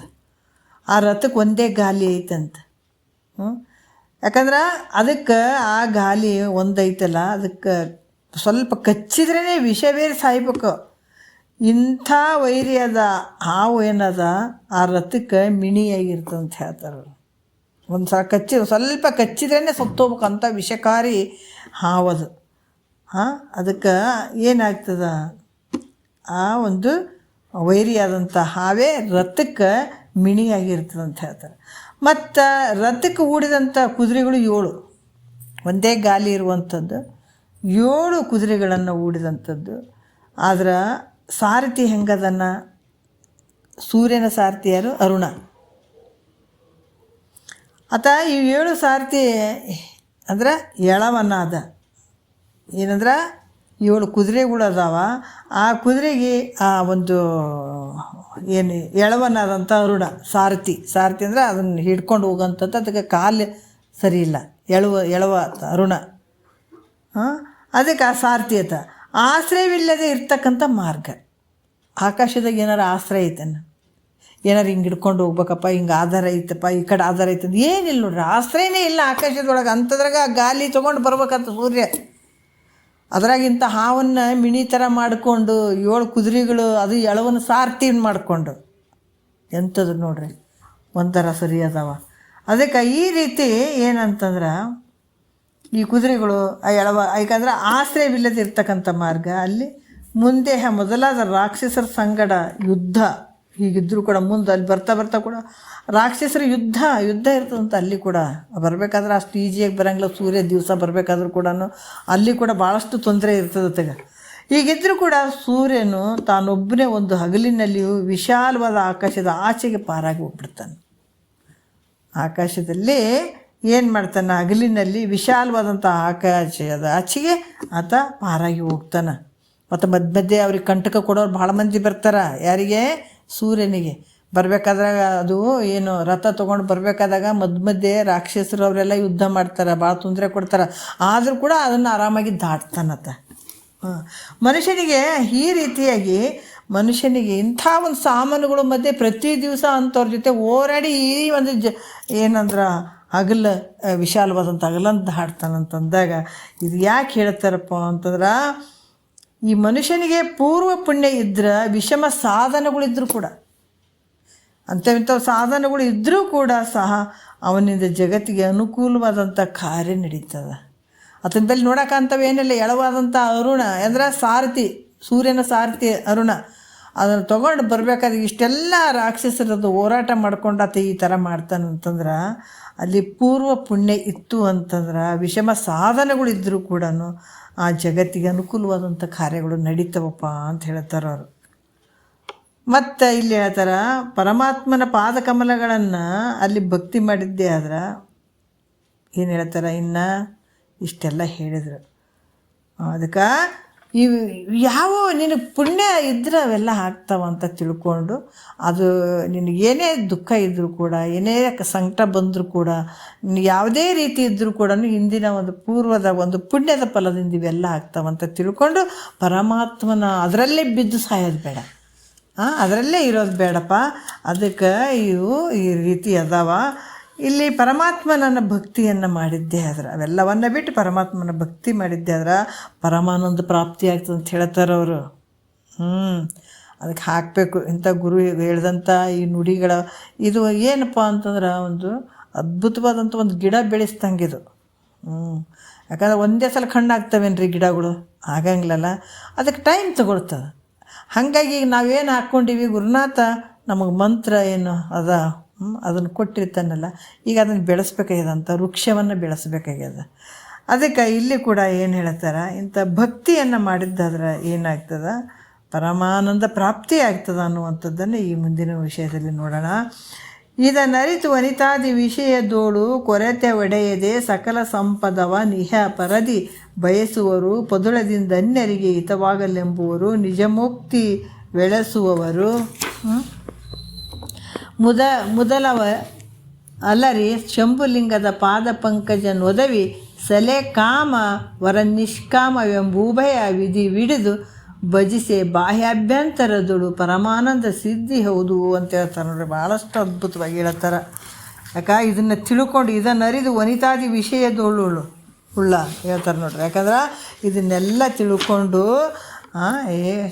ಮನುಷ್ಯನೇ ಅಪ್ಪ ಈ ಯಾಕಂದ್ರೆ ಎಷ್ಟೇ ವೈಭವದಿಂದ ನೀವು ಕೂಡ್ಕೊಂಡಿರ ಅದು ಪೂರ್ವದ ಒಂದು ಪುಣ್ಯ ಇಲ್ಲದಿದ್ದರೆ ಎಲ್ಲವೂ ನಷ್ಟ ಆಗಿಬಿಡ್ತದ. ಬೇಕಾದಂಥದ್ದು ನೀನು ವೈಭವದಿಂದಿರು, ಆದ್ರೆ ಪುಣ್ಯ ಇರಲಿಲ್ಲ ಅಂದ್ರೆ ಅದೆಲ್ಲವೂ ನಷ್ಟ ಆಗ್ತದೆ ಅನ್ನುವಂಥದ್ದು ಇಂದ್ರನ ದೃಷ್ಟಾಂತದಿಂದ ನಮ್ಗೆ ಗೊತ್ತಾಯಿತು. ಎಲ್ಲ ದೇವತೆಗಳ ಸೈನಿಕರು ಇದ್ದರು, ಎಲ್ಲರೂ ಇದ್ರು, ಏನು ಕಡಿಮೆ ಇತ್ತು ಹೇಳ್ರಿ. ಆದರೂ ರಾಕ್ಷಸರು ಯುದ್ಧ ಮಾಡೋಕೆ ಓಡಿ ಹೋದ. ಮತ್ತು ಏನೊಂದು ಇಲ್ಲದ ಪ್ರಪಂಚದಲ್ಲಿ ವಿಷಮ ಸಾಧನಗಳಿದ್ದಾಗಾದರೂ ಕೂಡ ಪೂರ್ವ ಸಾಧನೆಗಳಿಂದ, ಯಾಕಂದ್ರೆ ಆತನಿಂದ ಈ ಜಗತ್ತಿಗೆ ಹಿತಕರವಾದಂಥ ಕಾರ್ಯಗಳು ಸಂಭವಿಸಿದವು. ಅದಕ್ಕೆ ಈ ರೀತಿಯಾಗಿ ಸೂರ್ಯನ ಒಂದು ದೃಷ್ಟಾಂತದಿಂದ ನಮ್ಗೆ ಗೊತ್ತಾಯಿತು. ಯಾಕಂದ್ರೆ ಆತಗೆ ಸಾಮಾನುಗಳೇ ಚೆಂದಿಲ್ಲ, ಏನೋ ಆತನ ಸಾರಥಿ ಚೆಂದಿಲ್ಲ, ಆದರೂ ಕೂಡ ಆತ ಆ ಒಂದು ಯುದ್ಧ ಈ ರಾಕ್ಷಸರ ಜೊತೆ ಯುದ್ಧ ಮಾಡಿ ಈ ರೀತಿ ಪಾರಾಗಿ ಹೋಗ್ತಾನಂತಂದ್ರೆ ಅಲ್ಲಿ ಯಾವ ರೀತಿ ಅಂದ್ರೆ ಆತನಿಂದ ಹಿತಕರವಾದಂಥ ಜಗತ್ತಿಗೆ ಆ ಕಾರ್ಯಗಳು ನಡೆದು ಮತ್ತು ಜಗತ್ತಿನಲ್ಲಿ ಆತನ ಕೀರ್ತಿ ಕೂಡ ಬೆಳೆಯುವಂಥದ್ದಾಗ್ತದ ಅನ್ನುವಂಥದ್ದು ಸೂರ್ಯನ ದೃಷ್ಟಾಂತದಿಂದ ವಿಚಾರ ಮಾಡಿದರು. ಮತ್ತಿನ್ನು ಹೇಳ್ತಾರೆ, ಸತಿ ಪುತ್ರ ಧನಾದಿಗಳ ಕೊರತೆಯನ್ನು ಹೊಂದದೆ ಈ ಸೂರ್ಯ, ಯಾಕಂದ್ರೆ ವಿಚಾರ ಮಾಡಿ ಹೆಂಡತಿ ಮಕ್ಕಳು ಅಂತ ಇವ್ಯಾವ ವಿಚಾರ ಮಾಡಿ ಇದು ಹಿಂಗಾಗ್ಬೇಕಾಗಿತ್ತು ಹಂಗಾಗ್ಬೇಕಿತ್ತು ಅಂತ ಅನ್ನೋದೇ ಸಕಲ ಸಂಪತ್ತನ್ನು ಈ ಲೋಕದಲ್ಲಿ ಮತ್ತು ಪರಲೋಕದಲ್ಲಿ ಬಯಸುವಂಥವ್ರು. ಯಾಕಂದರೆ ಇಹಲೋಕದಲ್ಲೇ ಚೆನ್ನಾಗಿರಬೇಕು ಅಂತ ಈ ರೀತಿ ಬಯಸುವಂಥವ್ರು, ಪರಲೋಕದಲ್ಲೇ ಒಂದು ಭೋಗದ ಅಪೇಕ್ಷೆಯನ್ನು ಮಾಡುವಂಥವ್ರು. ಇಂಥವ್ರು ಸಂತೋಷದಿಂದ ನೋಡ್ರಿ, ಸಂತೋಷ. ಯಾಕಂದರೆ ಇಹದಲ್ಲೂ ನಾವು ಸುಖದಿಂದಿರಬೇಕು, ಪರಲೋಕದಲ್ಲೂ ಸುಖದಿಂದಿರಬೇಕು, ಹೆಂಡತಿ ಮಕ್ಕಳು ಕೂಡ ಚೆಂದಿರಬೇಕು, ಈ ರೀತಿ ಭಾವವನ್ನು ಹೊಂದಿಕೊಂಡು ಸಂತೋಷದಿಂದ ಪರರಿಗೆ ಒಳ್ಳೆಯದಾಗಲಿ ಅಂತ ಬಯಸುವವರು ಇವರು ನಿಜವಾದಂಥ ಮೋಕ್ಷವನ್ನು ಇಚ್ಛಿಸ್ತಕ್ಕಂಥವ್ರು, ನಿಜವಾದ ಒಂದು ಮೋಕ್ಷವನ್ನು ಇಚ್ಛೆ ಪಡುವಂಥವ್ರು. ಅಂಥವ್ರು ಏನು ಮಾಡ್ಬೇಕಂತಂದ್ರೆ ಇಲ್ಲಿ ಶಂಭುಲಿಂಗದ ಪಾದಕಮಲವನ್ನೇ ಇವರು ಎಲ್ಲ ಇದರಲ್ಲಿ ಆನಂದ ಆಗಬೇಕು, ಪರಲೋಕದಲ್ಲಿ ಆನಂದ ಆಗ್ಬೇಕಂದ್ರೆ ಸಕಾಮ ಭಕ್ತಿಯನ್ನಾರ ಮಾಡು, ನಿಷ್ಕಾಮ ಭಕ್ತಿಯರನ್ನು ಮಾಡು. ಈ ರೀತಿ ಮುಕ್ತಿಯನ್ನು ಇಚ್ಛೆ ಮಾಡುವಂಥವ್ರಿಗೆ ಮುಕ್ತಿ, ಸಕಾಮ್ಯ ವಸ್ತುಗಳನ್ನು ಪಡೆಯುವಂಥವ್ರಿಗೆ ಅದಕ್ಕೆ ಇಂಥ ಪರಮಾನಂದ ಪ್ರಾಪ್ತಿ ಮಾಡಿಕೊಡ್ಬೇಕಂದ್ರೆ ಈ ಶಂಭುಲಿಂಗದ ಪಾದ ಪಂಕಜವನ್ನು ಇಲ್ಲಿ ಕೂಡ ನಿಷ್ಕಾಮನೆಯಿಂದ ಮಾಡಬೇಕಾದಂಥದ್ದು ಬಹಳ ಮುಖ್ಯ. ಒಂದು ಸಕಾಮ, ಒಂದು ನಿಷ್ಕಾಮ ಅನ್ನುವಂಥದ್ದು. ಸಕಾಮನೆ ಅಂತಂದ್ರೆ ಭೋಗಕ್ಕೆ ಗುರಿ ಆಗ್ತದೆ, ನಿಷ್ಕಾಮ ಅಂದರೆ ಮೋಕ್ಷಕ್ಕೆ ಫಲ ಸಿಗ್ತದ. ಅದಕ್ಕೆ ಬಹಿರಂತರದಲ್ಲಿ ಅಂತ ಹೇಳ್ತಾರೆ, ಭಜಿಸತಕ್ಕಂಥದ್ದು ಏನು ಹೇಳ್ತಾರೆ, ಭಾಳಷ್ಟು ವಿಚಾರಗಳು ಹೇಳ್ತಾರೆ. ಇಲ್ಲೇನು ಹೇಳ್ತಾರೆ, ಶ್ರೇಷ್ಠವಾದಂಥ ಆನಂದ. ಈ ಅವಣಿಸಬಾರದು ಹಲವು ದುಃಖಗಳನ್ನು ಅನವರತ ಅನುಭವಿಸೋ ನಿನಗಿನ್ನು ಸವೇದಾನಂದ ಬಹುದು ಗುರು ಶಂಭುಲಿಂಗದೋಳು ಭಜನೆ ಭಕ್ತಿ ಅರಿಯದೆ ಅಂತ ಬರ್ತದೆ. ಭಜನೆ ಭಕ್ತಿಗಳೆಂಬುದನ್ನು ಅರಿಯದೆ ಅಂತ ಹೇಳ್ತಾರೆ. ಇಲ್ಲಿ ಕೂಡ ಏನು ಹೇಳ್ತಾರೆ ಅಂತಂದ್ರೆ, ಈ ಶ್ರೇಷ್ಠವಾದಂಥ ಆನಂದ ನಮಗೆ ಪ್ರಾಪ್ತಿ ಆಗಬೇಕಾಗಿತ್ತು ಅಂತಂದ್ರೆ ಇಲ್ಲಿ ನಮಗೆ ಏನಂತಾರೆ, ನಿಷ್ಕಾಮ ಭಕ್ತಿಯನ್ನು ಮಾಡಿಕೊಡುವಂಥದ್ದು. ಮತ್ತು ಸಕಾಮನೆ ಅಂತಂದರೆ ಬೇಕಾದಂಥ ಭೋಗಗಳ ಅಪೇಕ್ಷೆಯನ್ನು ಇಚ್ಛಿಸಿದಂಥದ್ದು, ಇವು ಕೂಡ ಎರಡೂ ಸಿಗ್ತಾವೆ. ನಿಷ್ಕಾಮದಿಂದ ಮಾಡಿದಾಗ ಮೋಕ್ಷಕ್ಕೆ ದಾರಿ ಆಗ್ತದೆ, ಮೋಕ್ಷವನ್ನು ಆಗುವಂಥದ್ದಾಗ್ತದೆ. ಸಕಾಮನೆಯಿಂದ ಮಾಡಿದಾಗ ಭೋಗಗಳು ಪ್ರಾಪ್ತಿಯಾಗ್ತವ. ಅದಕ್ಕೆ ನಿಷ್ಕಾಮನೆಯಿಂದ ಭಜಿಸಿದಾಗ ಶ್ರೇಷ್ಠ ಮೋಕ್ಷ ಅನ್ನುವಂಥದ್ದಾಗ್ತದೆ. ಹಾಗಾಗಿ ಪರಮಾತ್ಮನ ಭಜಿಸಿದಾಗ ನೀವೆಲ್ಲವುಗಳಿಂದ ನೀನು ಅಲ್ಲಿ ಪಾರಾಗಕ್ಕೆ ಸಾಧ್ಯ ಆಗ್ತದೆ. ಯಾವ ರೀತಿ ಅಂತಂದ್ರೆ ನಿನಗೆ ಇವೆರಡನ್ನೇ ನಿನಗೆ ಸುಖ ಬಂತು ದುಃಖ ಬಂತು ಇದು ಕಾಪಾಡಲಿಲ್ಲ ಅದು ಏನು ನೀನೇನು ತಿಳ್ಕೊಳಂಗಿಲ್ಲ. ಯಾಕಂದ್ರೆ ನಿನಗೆ ಪೂರ್ವದ ಒಂದು ಪುಣ್ಯ ಇತ್ತಂದ್ರೆ ಎಲ್ಲ ರೀತಿಯಿಂದ ರಕ್ಷಣೆ ನಡೀತದೆ. ಇದನ್ನು ನೀನು ತಿಳ್ಕೊಂಡು ನಿನ್ನ ಆಯುಷ್ಯ ಇರುವ ಮಟ್ಟ ಭಗವಂತನ ಒಂದು ನಿಷ್ಕಾಮ ಭಾವ ಮಾಡಿದ್ದೆ ಅಂದರೆ ನೀನು ಶ್ರೇಷ್ಠವಾದಂಥ ಮೋಕ್ಷವನ್ನು ಪಡ್ಕೊತಿ. ನಿಷ್ಕಾಮ ಅಂತಂದರೆ ನನಗೆ ಪರಮಾತ್ಮ ಅದು ಕೊಡಲಿ ಇದು ಕೊಡಲಿ ಅಂತ ಬೇಡದೇ ಇರುವಂಥದ್ದು. ನಾವೊಂದಿಷ್ಟು ದೊಡ್ಡ ಲಿಸ್ಟ್ ತೊಗೊಂಡು ಇದು ಮಾಡಿದರೆ ನಾನು ತೀಡಂಸಾರ ಆಗ್ತೀನಿ, ಇದು ಮಾಡಿದರೆ ಉರುಳು ಸೇವೆ ಮಾಡ್ತೀನಿ, ಇದು ಮಾಡಿದ ಇಂಥ ಒಂದು ರಾಜಕೀಯದಾಗ ಗೆದ್ದು ಬಿಟ್ಟರೆ ಇಂಥದ್ದು ಮಾಡ್ತೀನಿ, ಇವೆಲ್ಲ ಇವೇನೆಲ್ಲ ಯಾವ ಭೋಗದ ಅಪೇಕ್ಷೆಗಳು ಇರಕೂಡ್ದು. ಸುಮ್ಮನೆ ಭಕ್ತಿ ಮಾಡೋದು ಪರಮಾತ್ಮ. ಇದು ನಿಷ್ಕಾಮ ಭಾವ. ಇದು ಮತ್ತು ಉದ್ದಕ್ಕಿಟ್ಟಿಟ್ಟು ಲಿಸ್ಟ್ ಮಾಡಿಕೇಸಿ ಇದು ಕೊಡಪ್ಪ ಕದು ಕೊಡಪ್ಪ ಅಂತಂದ್ರೆ ಅದು ಸಕಾಮ ಭಕ್ತಿ ಆಗ್ತದೆ. ಸಕಾಮ ಭಕ್ತಿ ಅಂದರೆ ನಿನಗೆ ಅದಕ್ಕೂ ಅದಾವ ಫಲಗಳು. ಅಂದ್ರೆ ಅದಕ್ಕೇನಾಗ್ತದ್ರೆ ಮುಂದೆ ಭೋಗದ ಸಾಮಾನುಗಳು ಸಿಗ್ತಾವೆ, ಭೋಗದ ವಸ್ತುಗಳು ಸಿಗ್ತಾವೆ. ಅದ್ರ ಶಾಶ್ವತ ಏನಂದ್ರೆ ಮಿಥ್ಯಾಗಿರುವಂಥದ್ದು, ಕ್ಷಣಿಕವಾಗಿರುವಂಥದ್ದು. ಅದಕ್ಕೆ ಮನುಷ್ಯನ ಜನ್ಮಕ್ಕೆ ಬಂದಿದೆಯಪ್ಪ ನಿಷ್ಕಾಮ ಭಾವದಿಂದ ಭಕ್ತಿ ಮಾಡಿದಾಗ ಏನಾಗ್ತದೆ, ಶ್ರೇಷ್ಠವಾದಂಥ ಮುಕ್ತಿಯನ್ನು ಪಡ್ಕೊಳಕ್ಕಾಗ್ತದೆ. ಇದು ಅಪ್ಲಿಕೇಶನ್ ಎಲ್ಲಿ ಹಾಕಬೇಕು, ಇದು ಅರ್ಜಿ ಎಲ್ಲಿ ಹಾಕಬೇಕು, ಪರಮಾತ್ಮಗೆ ಹಾಕಬೇಕು. ಮತ್ತು ಇದು ಹಾಕಬೇಕಾದಾಗ ನೋಡಿರಿ, ಸೂರ್ಯ ಬರಬೇಕಾದ್ರೆ ಎಷ್ಟು ಅಡಚಣೆಗಳು ಬರ್ತಾವೆ. ಅದಕ್ಕೆ ನಾವು ಇಂಥದನ್ನು ಪಡ್ಕೊಳ್ಬೇಕಾದ್ರೆ ನಮಗೂ ಬೇಕಾದಷ್ಟು ಅಡಚಣೆಗಳು ಬರ್ತಾವೆ. ಅದಕ್ಕೆ ಇಂದಿನ ಪುಣ್ಯನೂ ಬೇಕಲ್ಲ, ಬೇಕಾದಾಗ ಇಂಥವೆಲ್ಲ ನಾನಾ ರೀತಿಯಿಂದ ಆಗ್ತಿರ್ತಾವೆ. ಅದಕ್ಕೆ ಏನಾದರೂ ಬಯಸುವಂಥದ್ದಿದ್ರೆ ಪುಣ್ಯ ಇದ್ರೆ ಸಿಗ್ತದೆ, ಇಲ್ಲಾಂದ್ರೆ ಇಲ್ಲ. ಏನಿದ್ರು ಕೂಡ ಪುಣ್ಯ ಇದ್ರೆ ಆಗ್ತಂತ ಈ ರೀತಿಯಿಂದ ಭಾವ ಹಾಕ್ಕೊಂಡು ಪರಮಾತ್ಮನ ಒಂದು ಸ್ಮರಣೆ ಮಾಡ್ಕೊತ ಹೋದದ್ದೇ ಆದರೆ ಇಂಥ ಒಂದು ಶ್ರೇಷ್ಠವಾದಂಥ ಮುಕ್ತಿಯನ್ನು ಪಡ್ಕೊಳಕ್ಕೆ ಸಾಧ್ಯ ಆಗ್ತದೆ.